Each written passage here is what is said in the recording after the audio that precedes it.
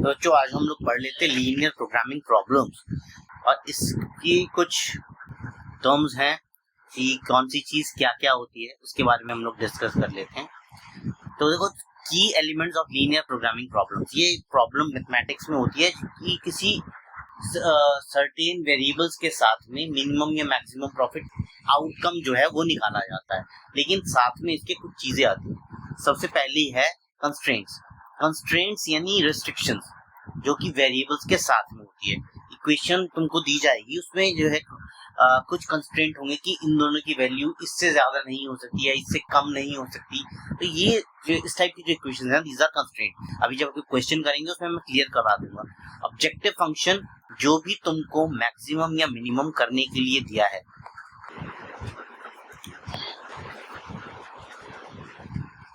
तो आपको z जो निकालने को दिया जाएगा, that is your objective function. इसके बाद हम बात करेंगे नॉन नेगेटिव कॉन्स्टेंट्स की। ये आपको इक्वेशन में कुछ इस तरीके से दी जाती हैं, x की वैल्यू 0 से बड़ी होगी या y की वैल्यू 0 से बड़ी होगी। ये इस टाइप से जो है तुम्हें इक्वेशन में वैल्यू दी जाएंगी, ठीक है।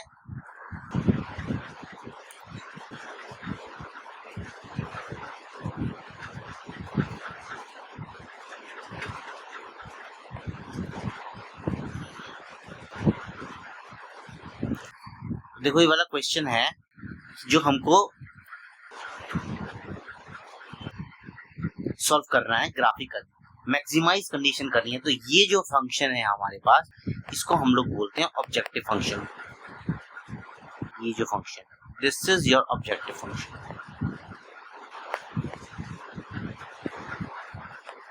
एक सेकेंड,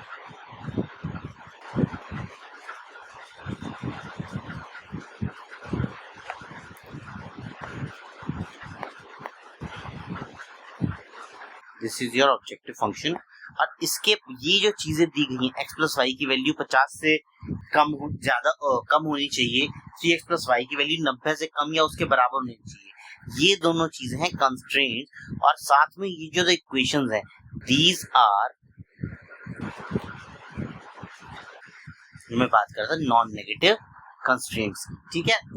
अब हमें इसका डायग्राम ग्राफिकली सॉल्व करना है, तो हम लोग वो कर लेते हैं। देखो, सबसे पहले तो ये जो इक्वेशंस हैं, इनको हम इनइक्वालिटीज से इक्वालिटीज में लिख लेते हैं। जैसे ये x प्लस वाई किसके बराबर लिखूंगा मैं, 50 के।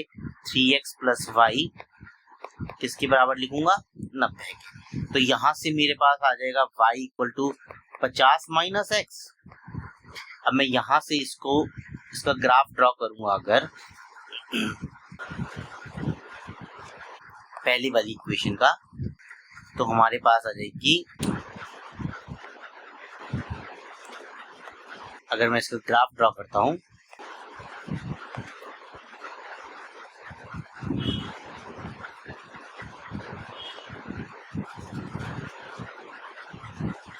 तो हमारे पास इक्वेशंस हैं वो ये हो जाएगी। अगर मैं x की जो वैल्यू है, x की वैल्यू रहेगी, एक y की वैल्यू रहेगी। x की वैल्यू अगर मैं 0 पुट करता हूं तो y की वैल्यू मेरे पास 50 आ जाएगी, और अगर y की वैल्यू 0 x की वैल्यू 50 पुट करता हूं तो y की वैल्यू 0 आ जाएगी, ठीक है। तो मैं इसको प्लॉट कर लूंगा ग्राफ पे।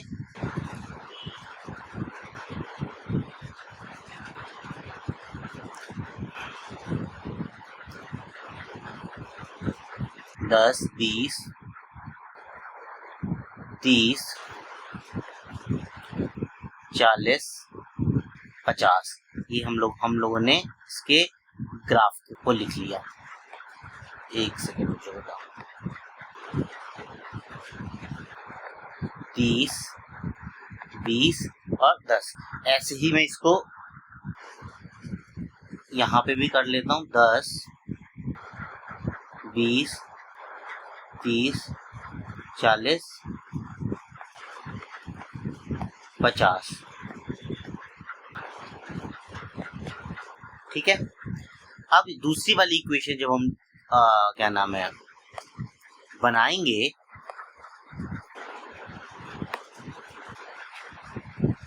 तो इक्वेशन कुछ ऐसे बनेगी।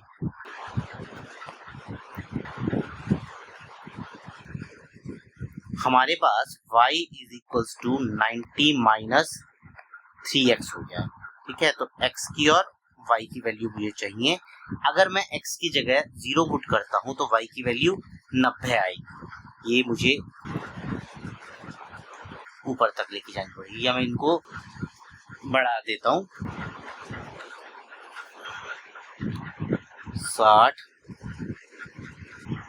70,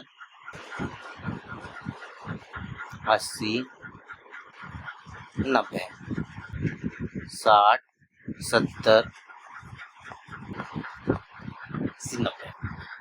तो यहाँ से ये हो जाएगा y is equal to 90 minus 3x। तो x की वैल्यू 0 पुट की तो 90 आ गई, और x की वैल्यू अगर 30 पुट करूंगा तो y की वैल्यू 0 आ जाएगी। तो जो इसके ग्राफ बनेंगे वो कुछ ऐसे बनेंगे कि पहला 50 पे जाएगी, 50 से ये 50, ये लाइन ड्रा हो गई। ये है किसकी, x plus y equals to 50। अब दूसरी हमें एक लाइन ड्रॉ करनी है, कहां से, 90 और 30। तो यहां से लेके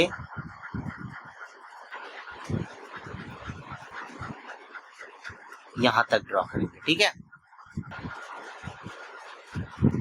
ये हमारा ग्राफ बन गया।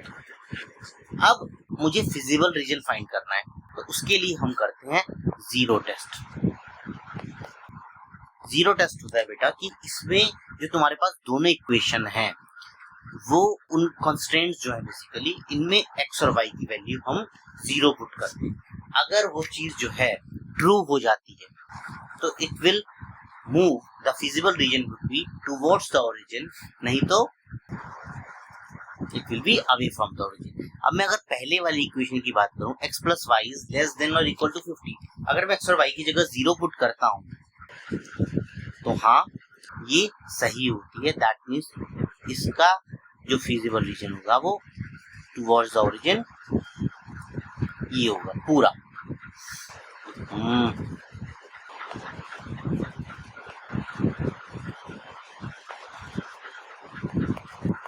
ये बात ठीक है। दूसरा है 3x plus y is less than और इक्वल टू 90। अगर इसका करता हूं तब भी हमारे पास ये इतना आएगा। ये जो ग्रीन वाला मैंने बनाया था इसको ये यहाँ पर एक्स्ट्रा बन गया रखता है, ये चीज नहीं आएगी। हमारे पास जो कॉमन पॉइंट एरिया आएगा वो ये आएगा, ठीक है। तो यहाँ पे मेरे पॉइंट्स जो हैं वो हो गए 50, 0, 50,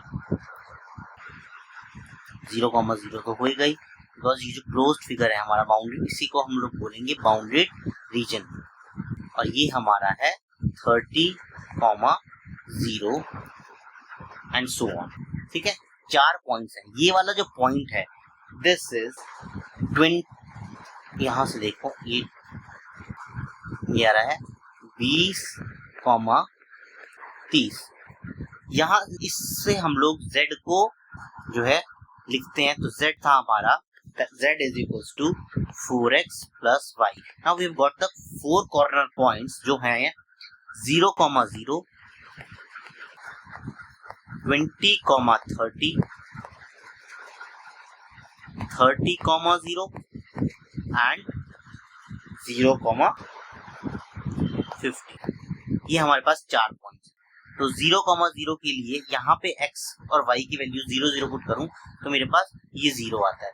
20 और 30 पुट करूंगा तो 24 जा 80 प्लस 3 110। ये मैं बराबर में लिख भी देता हूँ, 4 इंटू 20 प्लस 30, नहीं समझ में आए तो बाद में।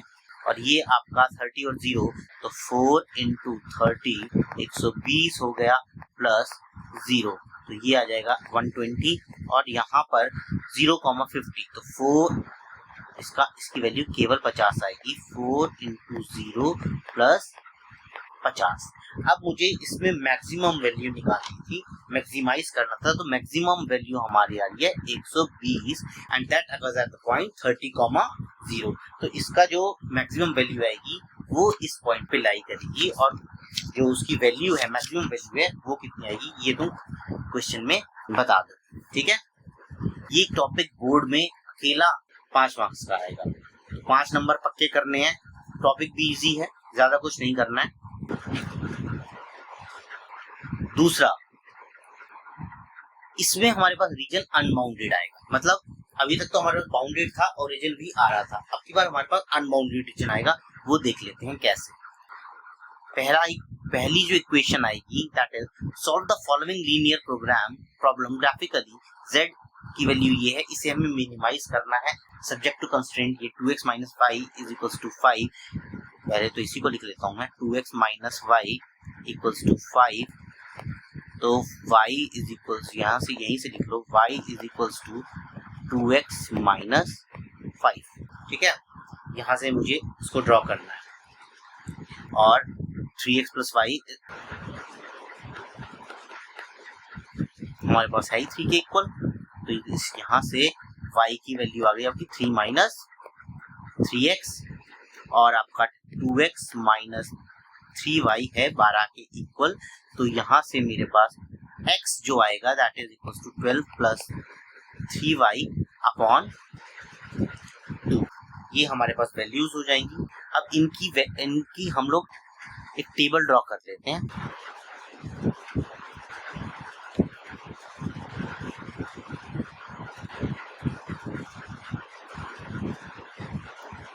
पहली वाली इक्वेशन देखो, ऊपर लिखूंगा मैं x की वैल्यू और नीचे लिखूंगा y की वैल्यू। तो 2x माइनस 5 अगर मैं 0 पुट करता हूं x की वैल्यू, तो y की वैल्यू कितनी आ जाएगी,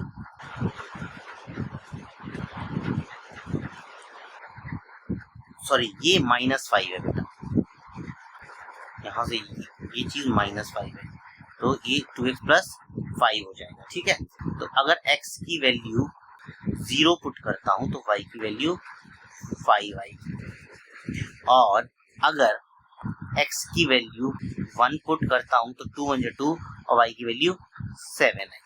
तो ये हमारे पास दो सेट ऑफ वैल्यूज होगी, हर किसी की हमें दो वैल्यूज निकालते हैं। दूसरा, ये दूसरे के लिए,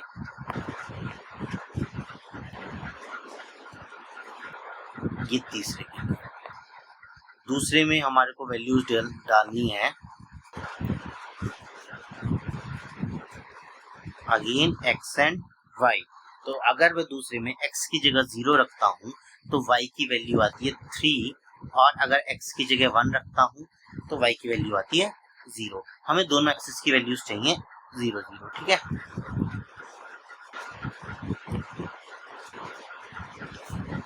यहाँ पर भी x और y की वैल्यू पुट करूंगा। तीसरी इक्वेशन क्या थी मेरे पास, 2x माइनस 3y जो था लेस देन और इक्वल टू 12। तो हम ये वाली इक्वेशन इक्वालिटी बना के जो है सॉल्व करेंगे। यहाँ पर अगर मैं x y की जगह 2 रखता हूँ तो 3 2 या 6, 12 प्लस 6 18, तो x की वैल्यू मेरी 9 आई। अगर मैं y की जगह 0 रखता हूँ तो 3 0 0, 12 प्लस 0 12, 12 बाई 2 6, तो मेरे पास ये वैल्यूज आ जाएगी। अब इनको मैं प्लॉट कर लेता हूँ। प्लॉट करने के लिए इसको ड्रॉ कर लेते हैं।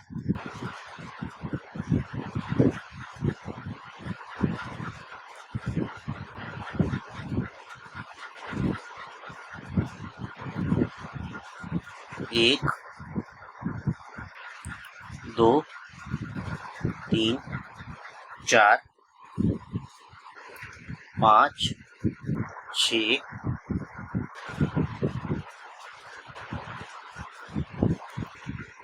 7 8। एक दोबारा से बनाते हैं, थोड़ी सी जगह लेंगे।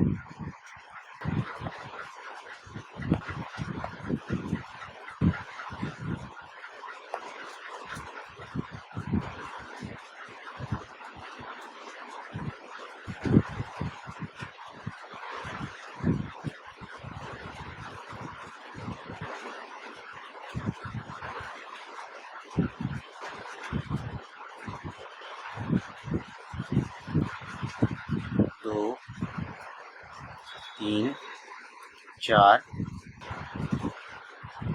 5 6 7 8 9 तक बना सकते 9 क्योंकि हमारे पास मैक्सिमम वैल्यू आ रही है 1 2 3 4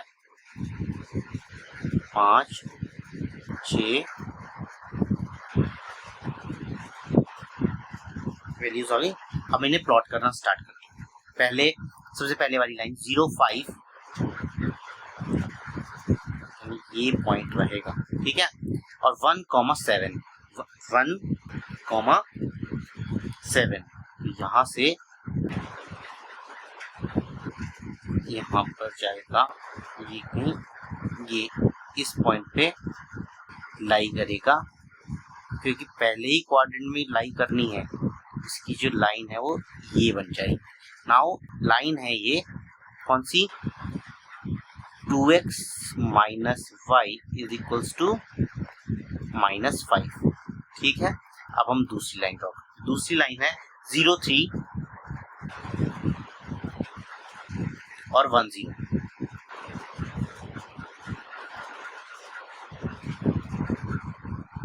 ये लाइन बन जाएगी। Now this is 3x plus y equals to 3, हमारी एक लाइन ये बन गई और एक लाइन ये बन गई। तीसरी लाइन जो है हमारी उसके पॉइंट है 9,2 जो कि कहीं यहाँ लाई करेगा, 9,2 और 6,0। ये तो इसकी जो लाइन बनेगी वो ये बनेगी, ठीक है। अब इनके बाउंड्री रीजन देख सकते हैं, 2x minus y is greater than -5। देखो अगर 0 पुट करता हूँ तो ये 2x माइनस 5 हो जाता है, it will move towards the origin, यानी ये इस तरफ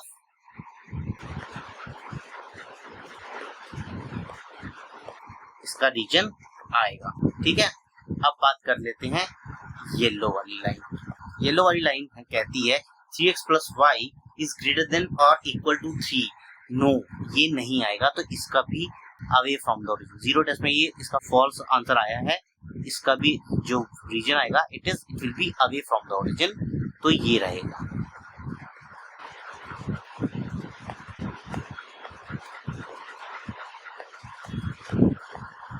ठीक है, इसके बाद तीसरी लाइन पे आ जाते हैं जो कि थी 2x minus 3y equals to 12, जिसकी ये ऑरेंज कलर की लाइन है।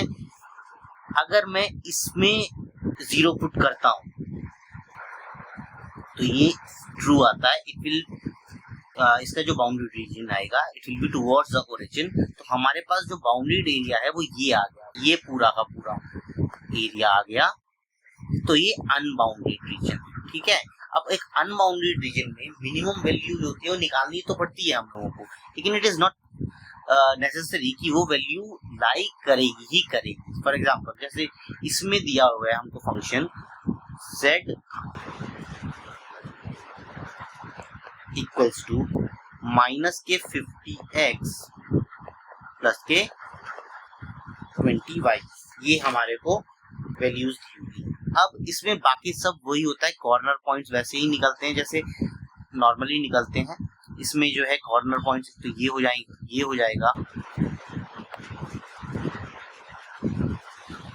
ये भी हो जाएगा, उसके बाद में आपका क्या नाम है, ये भी कॉर्नर पॉइंट होगा, ठीक है। तो ये भी कॉर्नर पॉइंट होगा, मतलब ये क्वाड्रिलेटरल तुम्हारा बन रहा है, पॉलीगन जो बन रहा है शेप, उसके जो पॉइंट आएंगे वो सारे जो है कॉर्नर पॉइंट्स में ये नहीं जाते। तो इसके जो कॉर्नर पॉइंट्स हैं वो अलग अलग आ गए। एक तो आ गया आपका 0 3, एक आ गया आपका 0 5, और हम लिख लेते हैं इनको 0 3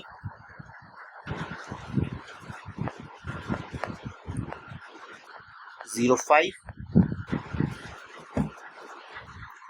उसके बाद में 1,0 and 5,0 6,0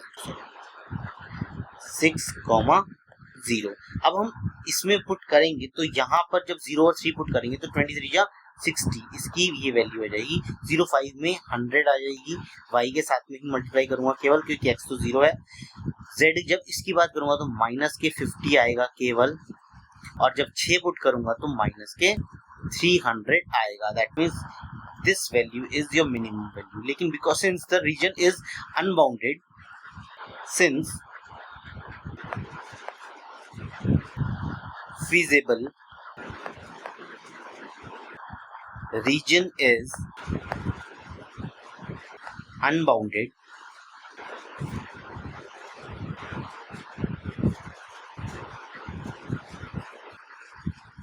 so minus 300 may or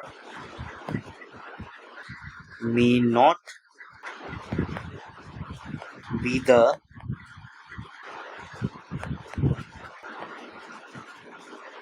minimum with the given constraints.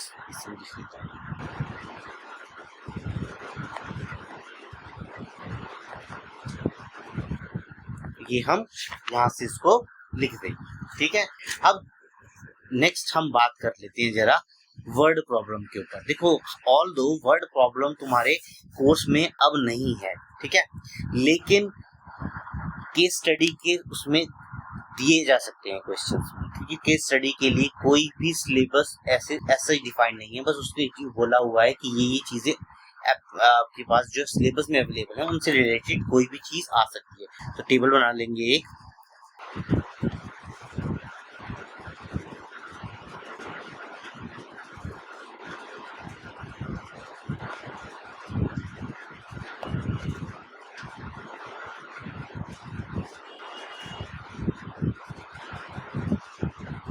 ये बना दी टेबल हमने। अब इसमें हम लोग लिख लेते हैं किसके बारे में बात कर रहा है। देखो, there are 2 type of fertiliser, यानी फर्टिलाइजर्स तो आएंगे ही आएंगे, ठीक है। तो फर्टिलाइजर्स, इसको हम पूरा नहीं करेंगे, मैं तुम्हें बताऊंगा क्वेश्चन इक्वेशंस कैसे बनानी है। फर्टिलाइजर्स है, तो उसमें नाइट्रोजन है, दूसरी चीज दी रखी है उसने फॉस्फोरिक एसिड है, और अब तुम्हारा कॉस्ट पर केजी, ये चीजें हमारे को क्वेश्चन में दी थी। उसने कहा कि there are 2 type of fertilisers, type A and type B. Type A में नाइट्रोजन 12% है और 5% फॉस्फोरिक एसिड है, जबकि कॉस्ट ए की जो कॉस्ट बढ़ती है that is 10 rupees per kg. Whereas type B में अगर बात करूं तो 4% नाइट्रोजन है और 5% फॉस्फोरिक एसिड है, ठीक है, और कॉस्ट पर केजी जो है दैट इज 8। तो मिनिमम रिक्वायरमेंट कितनी है? Graphically determine how much should be the minimum requirement, at least 12 kg, ठीक है। तो एटलीस्ट 12 kg की बात कर रहे हैं, तो कंस्ट्रेंट में तुम्हारे पास वैल्यू हो गई कि जो हमारे पास जो भी वेरिएबल्स के टर्म्स में आएंगे उनकी वैल्यूज 12 kg से बराबर या उससे ज्यादा होनी चाहिए, उससे कम नहीं होनी चाहिए, ठीक है। तो पहली अगर देखते हैं तो 12% तो आपका नाइट्रोजन है, प्लस नाइट्रोजन हमने x मान लिया, फॉस्फोरिक एसिड को y मान लेते हैं, 5y upon this should be equal to और ग्रेटर देन 12। तो इक्वेशन बन जाएगी 12x प्लस 5y, ये हमारी पहली इक्वेशन बन गई, ठीक है। इसी तरीके से दूसरी इक्वेशन बनाता हूं मैं, 4x/100 प्लस 5y/100, 12 4x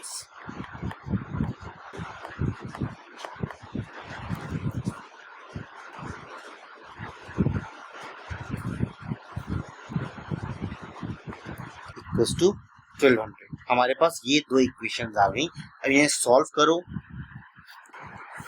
इनकी वैल्यूज कैलकुलेट करो, ग्राफ बनाओ और वहां से जो है इसका पूरा आंसर आ जाए। ठीक है, इस टाइप के क्वेश्चन एज सच सॉल्व करने के लिए नहीं आएंगे, आ सकते हैं तो केस स्टडी में आ सकते हैं।